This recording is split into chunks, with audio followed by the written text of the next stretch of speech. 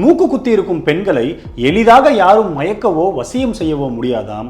ஏனென்றால் அது ஒரு பெண்ணுடைய மூளையின் அலைகளை சீராக்கி மனதினை கட்டுக்கோப்பாக வைத்திருக்குமாம். ஒரு பெண்ணுடைய உறுப்புகளையும் பலப்படுத்தி மாதவிடாய் வலி, பிரசவ வலியிலிருந்து பாதுகாப்பளித்து இனப்பெருக்கத்திற்கும் உதவுமாம்.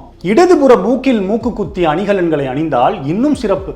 ஏனென்றால் இடதுபுற மூக்கில் இருந்து செல்லும் நரம்பு நேராக பெண்ணின் கருப்பையை அடைகிறது என்று சுஷ்ருத சம்ஹிதாவில் கூறப்பட்டுள்ளது.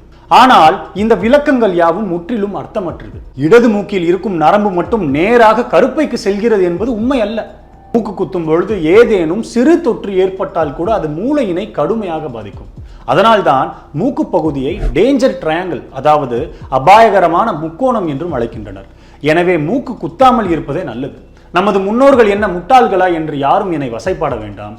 இதனை ஒரு அறிவியல் விழிப்புணர்வாய் மட்டும் பாருங்கள். நன்றி.